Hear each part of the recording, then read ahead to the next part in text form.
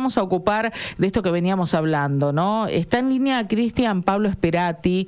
Cristian es consultor psicológico, preside la Asociación Civil Educación Emocional de Santa Fe y seguramente tiene muchos más elementos que nosotros, que estamos todos los días frente a un micrófono para tratar de analizar esta situación. Así que recurrimos para que nos des una mano. Cristian, ¿cómo estás? Buenas tardes. Hola Cari, ¿cómo estás? ¿Cómo están ustedes? Bueno, acá bien y sorprendidos y con un poco de temor también en torno de esta reproducción de hechos que afortunadamente, Cristian, no tienen la misma dimensión que el hecho original de San Cristóbal, pero que se van sumando y multiplicando, ¿no? ¿Qué análisis haces a priori? Hago el análisis que venimos haciendo hace mucho tiempo. Lo de San Cristóbal es un emergente, es la punta de un iceberg, pero situaciones complejas, difíciles en la adolescencia y dentro de eso en el sistema educativo, incluyo acá también a clubes, viene sucediendo. Entonces, yo lo que insisto, lo que nosotros nos asombramos es con el final desgarrador de lo que pasó, pero hay un montón de señales que nosotros venimos viendo hace tiempo. Entonces, y después aparecen estos efectos, como decimos nosotros, de copia, de réplica, intentando llamar atención, buscando ser protagonista de la escena en la que cada uno está viviendo, cada adolescente vive. Así que, la verdad que sí nos llama la atención otra vez. El desencadenante, fatal, ¿no? Pero hay un montón de señales que nosotros vamos viendo. ¿Y cuáles son esos llamados de atención a los que haces referencia? Digo, como docentes, como papás, como directivos de un club, como profes, como ciudadanos, en definitiva. ¿A qué le tenemos que prestar atención en la conducta de los jóvenes? ¿Qué nos están queriendo demostrar? ¿Con qué nos están llamando la atención justamente? La adolescencia con todos los aspectos, digo, también en mi época uno intenta encontrar su personalidad, intenta encontrar su esencia y en eso va asociándose a un grupo de pares, en principio. Entonces esto de ir viendo dónde me encuentro mejor y esto donde yo me siento mejor implica esta inestabilidad emocional, producto también, lógicamente, de su aún falta de madurez emocional. Entonces, lo que nosotros tenemos que prestar mucha atención en este momento del mundo en el que estamos viviendo es ante los hiperestímulos que hay. Hoy hablamos de los chicos que están infoxicados, bueno, los adultos también, digo los chicos, sí. Estamos infoxicados porque estamos intoxicados de información muchas veces irrelevante, pero que nosotros hacemos relevante para la vida psíquica, donde no hay una diferencia, no hay una barrera entre lo psíquico, lo abstracto y lo real en esta adolescencia, no hay una barrera, por eso cuando hablamos de bullying y ciberbullying, lo que es en el espacio virtual, se hace carne en cada uno de ellos. Lo que nosotros tenemos que estar prestando mucha atención, más allá de lo que diga, es en su comunicación no verbal. Es decir, por ejemplo, la proxemia, con qué estudiantes, amigos, familiares, personas se junta o se aleja, la forma en la que expresa, el paralenguaje, no solo lo que dice, sino lo que está intentando comunicar a través de eso. Incluso muchas veces decimos, no tiene que ver con el exceso de protagonismo, sino también con la contracara. Digamos, la ausencia total de protagonismo, donde quiere desaparecer físicamente en los espacios donde está, donde no lo quieren tener en cuenta. Entonces, todos esos señales, la música que escucha, lo que nosotros llamamos el canal diacrítico, que es decir, la ropa que utiliza, los elementos que utiliza en la diaria, qué elementos se utilizan en la diaria, los tatuajes, son todas formas de comunicar algo, cosa que no pueden hacer de manera racional, porque es difícil interpretar un estado anímico, lo van manifestando de manera inconsciente en esa comunicación no verbal y el paralenguaje, que es el 90% del lenguaje. Entonces, nosotros tenemos que especificar mucho, y es lo que venimos trabajando en estos espacios, en agudizar la observación sin juicio de valor. Observen sin juicio de valor.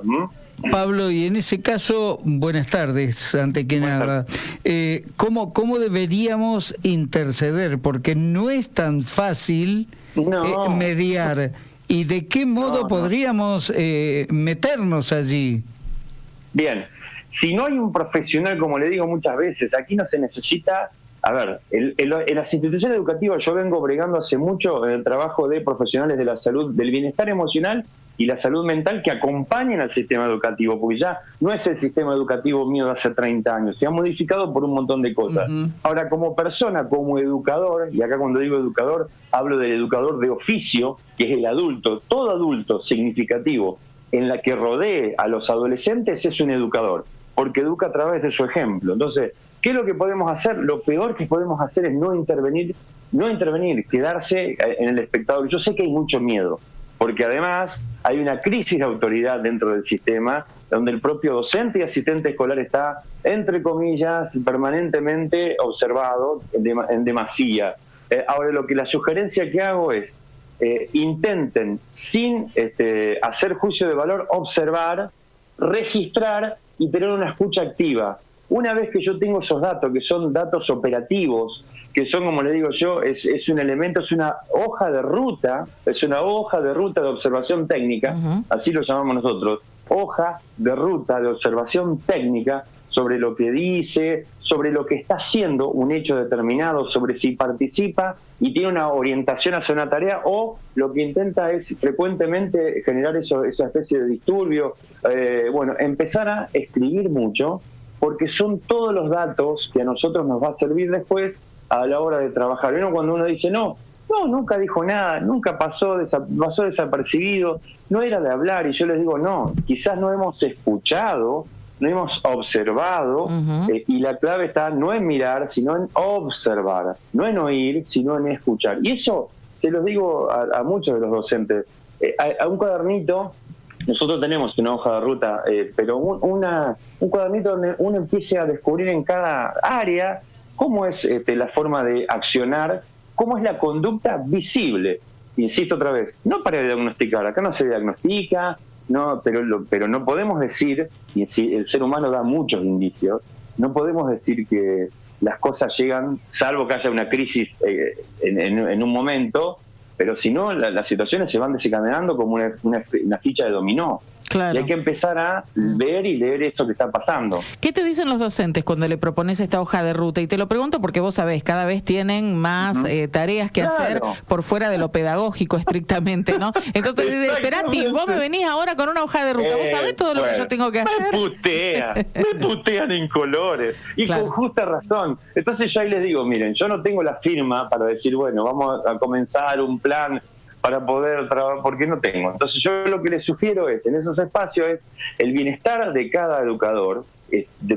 Implica esto, que la praxis diaria que vos tengas la puedas hacer lo más cómoda posible. Entonces, para hacerlo lo más cómoda posible, sin ayuda del exterior, porque acá el trabajo tiene que ser en equipo, pero ahí otra vez lo mismo, espérate, no tengo plata ni para pizarrón, no tengo plata para tener un profesional psicopedagogo permanentemente. Entonces yo le digo, miren, tenemos dos caminos: o no hacer nada, y eso termina después repercutiendo en el cuerpo institucional sí o sí, porque el no hacer nada lo que habilita es a que siga esta ficha dominó, o generar estos espacios, como dije recién, donde cada educador puede ir anotando sin juicio de valor, repito, para ir después compartiendo con el resto de colegas lo que está viendo. Insisto, no para diagnosticar, pero al menos para, me parece que se levanta 3 o 4 veces en mi hora y en tu hora también 3 o 4 veces y se va y no sabemos. Entonces son pequeños llamados de atención, porque acá no vamos a escindir algo, hay una responsabilidad familiar primaria,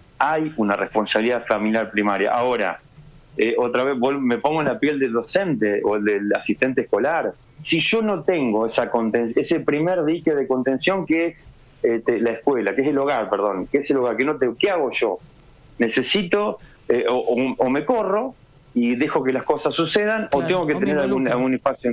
¿Sí? Porque acá otra vez vino cuando dice, bueno, no me involucro, pero por derecha, por izquierda, a distancia o a la más corta me termina impactando de ser una realidad. Sin dudas.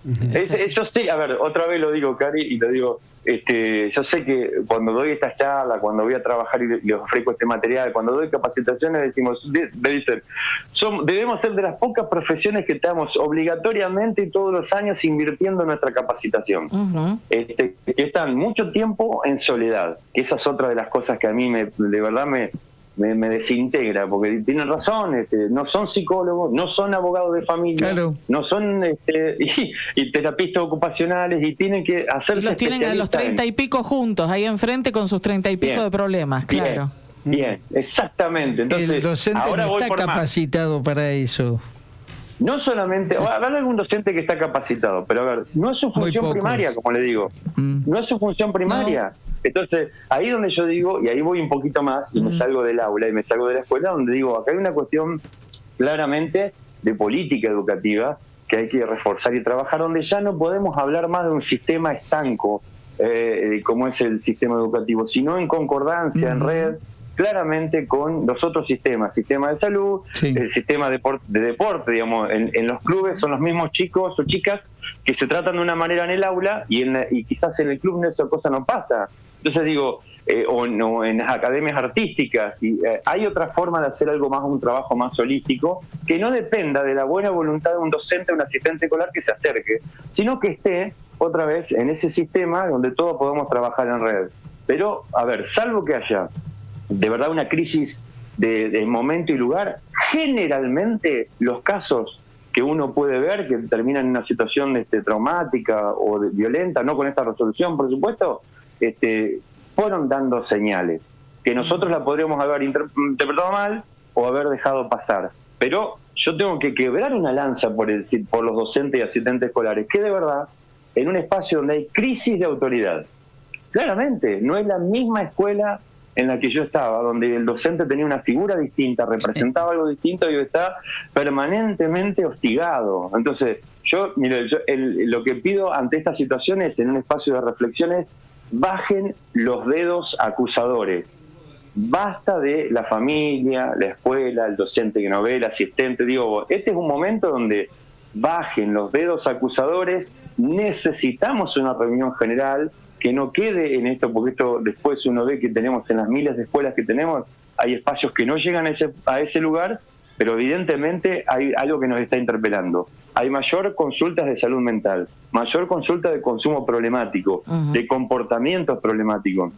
No es casual que esto repercutan en algo tan maravilloso que es en la escuela, que es el lugar donde quizás el chico puede tener, el niño, adolescente puede tener un espacio de escucha. ¿Lo hace mal?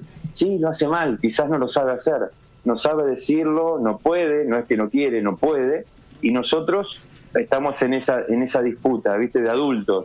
Entonces, bueno, la familia es el primer espacio, decía la abuela, ya lo decía, la escuela, la primera escuela es casa. Bueno, si no está esa primera escuela, ¿qué hacemos nosotros como Estado? Ojo, no me voy a poner, esa es una discusión técnica que yo tengo bien clara la definición.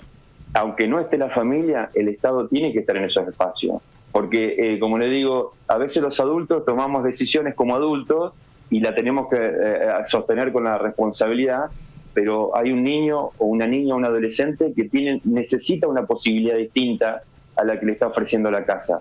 Y eso está bueno que nosotros como Estado... Y muchas veces, claro, el Estado de la única forma que llega, o de la primera forma directa que llega a los niños, es a través de la escuela, ¿no?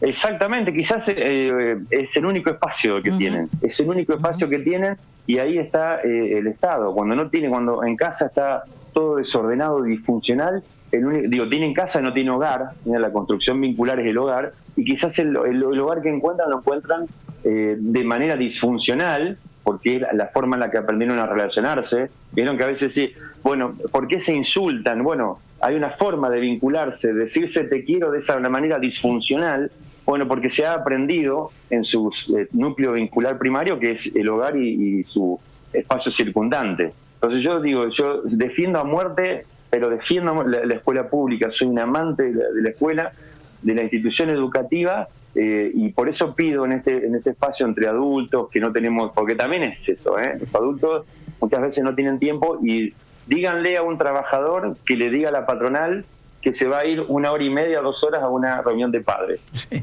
Entonces yo digo, no, acá se descuenta el presentismo, pediste horas extras. Entonces yo le digo, bueno, también vieron como política, si nosotros queremos rescatar ese espacio vincular familiar, necesitamos dentro de lo que llamamos el consumismo y el exceso de producción, lo que sea, un espacio donde se respete a los adultos que están criando. adultos que están criando. Pueden ser madre, padre, abuelo, o no importa, pero aquel que está criando necesita que del otro lado también se lo entienda, porque nosotros decimos, invítenlos a las escuelas, a las reuniones de padres, y no van, pero no, algunos porque no querrán, exactamente, y otros porque de verdad no pueden, porque tenés que tener 2 o 3 trabajos para poder sostenerte. Sí. Entonces, por eso yo digo, vieron como digo, todos tenemos un poquito de responsabilidad y todos tenemos un poquito de derechos. Entonces yo digo, bajen los dedos acusadores e intentemos hacer un acuerdo, no protocolo, el protocolo es horizontal, un acuerdo, el vertical, un acuerdo bien horizontal donde todos podamos poner nuestra parte, lo que podemos, en principio algo actitudinal, ¿no? Cristian, hace un ratito me quedé con esa figura, dijiste que la familia, o muchas familias, es como un dique protector que se rompió, y ahora estás hablando del Estado, y estás hablando de esa reunión de una hora y media, que se le pide a los padres, pero el padre labura, y el padre no puede ir. ¿Y quién rompió el dique? Y si hay manera de que ese dique se reconstruya. Si la sociedad rompió el dique de la familia se fue rompiendo, y ahí obviamente como una especie de efecto dominó se fue cayendo todo. ¿Qué lectura tenés te estoy haciendo una pregunta muy macro, muy sociológica, claro, bien sociológica. Sí. Por eso, con el perdón de los sociólogos, desde la mirada que tenemos nosotros, por supuesto, muy sesgada. Sí, pero porque sé que ustedes, ustedes trabajan muchas veces, se interrelaciona el psicólogo con el sociólogo. Trabajamos mucho en territorio, y lo que podemos ver en líneas generales es que es algo que se ha roto de manera cultural y fue resquebrajándose con el paso del tiempo en un par de décadas a esta parte, muy incentivado con el ingreso de las nuevas tecnologías. Y voy a ser bien claro, antes mi cultura, mis redes sociales se limitaban a mi barrio que eran un par de manzanas, de hecho si iba al club a entrenar, o mi escuela que no quedaba cerca de mi barrio. Entonces esas eran mis redes sociales. De última, lo externo llegaba a través del noticiero, que era 2 veces por día, no había internet, y llegaba el diario El Litoral a la tarde. Miren lo que les estoy diciendo. Entonces, de la forma en la que yo tenía, dentro de todo, cuidado ese marco de red social. Hoy, 24/7 por 365, bueno, 24 por 365 tenemos un montón de estímulos dando vuelta. Y en lugar de ser amos del algoritmo, nos terminamos convirtiendo en rehenes y esclavos de ellos, y ellos nos van, en líneas generales, moldeando un esquema de pensamiento. Y después, por efecto cascada, uno termina aliándose a la cultura general. Entonces, romper eso es complejo. Algoritmos que tienen un fundamento absolutamente económico, de grandes intereses que exceden todo lo que uno pueda pensar como ser humano, como un laborador y transitando calles de cualquier ciudad, ¿no? Entonces, claro, yo digo, si uno ve y quiere poner una línea de conducta en el hogar, después cuando uno dice, bueno, pero quedas como un desactualizado porque, papá, ¿cómo no voy a ir al UPD? Si, papá, claro, ¿cómo no voy a ir? Entonces uno queda, como dicen viejos con M, ¿viste? Que nos dicen a nosotros, entonces digo, y uno dice, bueno, no, pará. Y ahí uno mismo se cuestiona el poder de la autoridad que tiene, que debe ser asimétrica. Y a veces se confunde porque no hay escuela para padres, no hay una escuela para crianza. Uno aprendió como lo han criado y de esa manera va intentando o parecerse o correrse de la crianza, y deja de ser, como decimos nosotros, deja de ser padres para ser pares. Desaparece la D, y bueno, y eso no está bueno. Y eso es un problema. Pero una gran dificultad. Entonces, les decimos a las familias, tampoco los acusamos, no podemos acusarlos porque hacen lo que pueden, no lo que quieren. Pero deben mantenerse en esa postura asimétrica. Yo tengo autoridad psicológica sobre a quien estoy cuidando y criando, justamente porque lo amo, o porque la amo, porque lo quiero. El límite es amor, el límite es salud mental. Cuando decimos, ¿cómo empezamos con la salud mental? Con la aplicación de límites. No, que no es muy difícil, no, y sostener en el tiempo ese espacio, y después trabajar en grupo, porque si yo digo que no y después el resto de los padres o pares dicen que sí, el que queda como como alguien desubicado es uno. Tal cual. Quiero cerrar porque estamos abusando de tu gentileza y de tus conocimientos, pero quiero volver sobre lo que empezamos a hablar. Se repiten casos. Alguien me decía hoy, ¿no será como la época en que avisaban que había bombas en la escuela? Alguien llamaba en la escuela para decir que había una bomba que se hizo en un momento, una cosa que parecía que no iba a parar nunca, y se tuvo que tomar determinaciones bastante drásticas para que esto se solucionara. Los chicos se contagian de estas cosas. Aquí hay actuación por simpatía. Exactamente, sí, por emulación, sí, claramente. Lo que pasa es que nosotros como adultos no podemos soslayar una llamada, una denuncia, tenemos que darle la entidad a eso hasta que se pueda descartar de plano lo que está pasando. Pero sí, puede pasar, digamos, aprovechando este malestar en el que estamos, en este revuelo que estamos, evidentemente siempre hay alguien que quiere sacar ventaja, y estamos hablando además de adolescentes, no nos olvidemos, porque por más que parezcan grandotes o grandotas físicamente, su neocórtex aún está en construcción. Entonces, como dije, los frenos inhibitorios, la representación de la percepción del riesgo, que es algo que les falta, la percepción de un riesgo real, hace que hagan estas cosas. Pero nosotros tenemos que seguir sosteniendo esto de, bueno, si hay un llamado, atenderlo con la responsabilidad y la seriedad que queda. Y después, como ha pasado, como decías vos, de las bombas, ver de dónde salió ese teléfono, quién es el responsable de ese teléfono, y a partir de ahí seguir una investigación que tiene que ver con lo penal, ¿no? Porque no se puede infundir miedo a la sociedad en el momento en el que estamos. Y porque son delitos, los cometan grandes o chicos, son delitos. Exactamente, es así. Eso lo comparto. Los chicos, más allá de la ley penal, siempre digo, hay una cuestión que es penal, de legislación, que tiene que ver con lo sancionatorio, pero para ello también tienen que estar con la reparación de lo que están haciendo. O sea, si han hecho algo que no está bien, deben ejercitar la reparación de lo que han hecho. Tal cual. Cristian, gracias. Gracias. Gracias a ustedes. La verdad que estamos recibiendo aquí mensajes muy satisfactorios por lo que estás explicando y por lo que estás interpretando, ayudándonos a entender esta realidad. Gracias. Gracias a ustedes por la invitación. Buenas tardes. Gracias. Cristian Sperati.